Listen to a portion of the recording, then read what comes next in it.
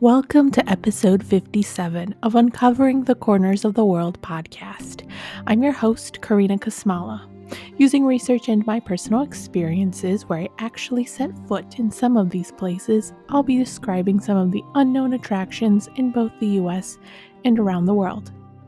Since it is October and it's Halloween, this week's episode is specifically haunted, or at least we are exploring the haunted attractions located in Massachusetts, California, and Maine.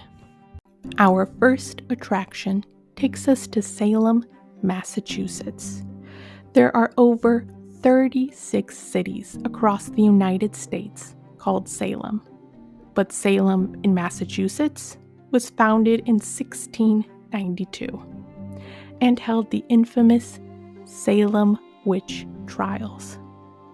During 1692 to mid-1693, thousands of people were accused of performing witchcraft after witnessing some people behaving out of the ordinary, such as screaming, twisting their body in strange positions, and throwing items.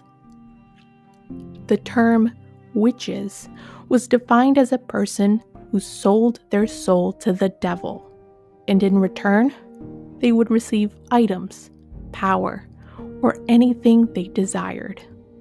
The people accused of witchcraft included women such as Tituba, a Caribbean woman who worked as a slave for the Paris family, Sarah Good, a homeless woman, and Sarah Osborne, an elderly, poor woman. However, men were also suspected of being witches. They were questioned in court for their actions, and if the defense didn't believe them, they were hanged.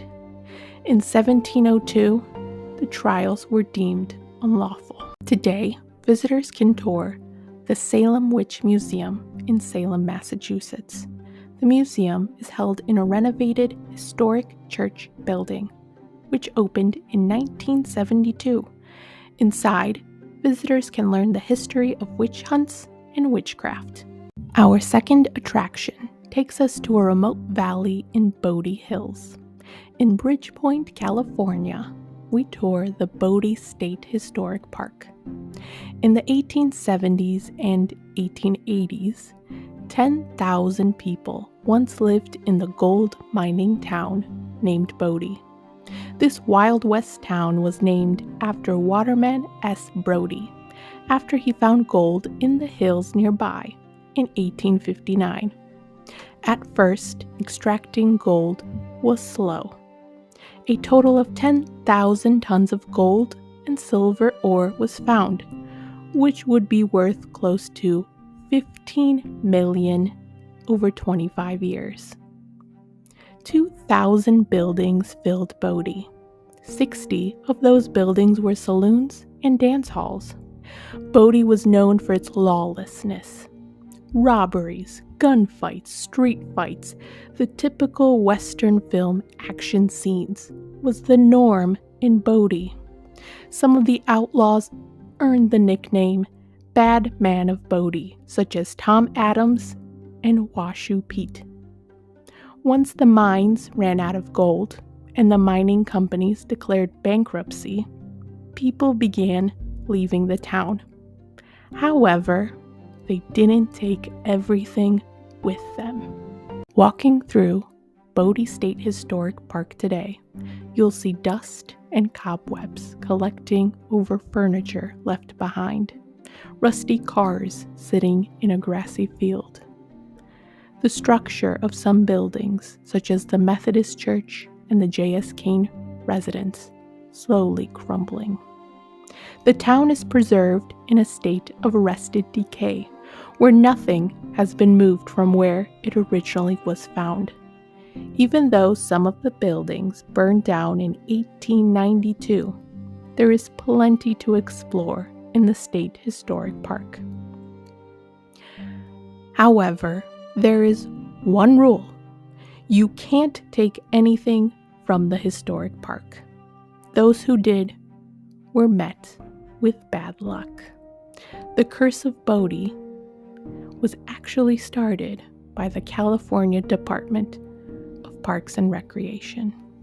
What does the Yeti, Sasquatch, Loch Ness Monster, and Bigfoot have in common?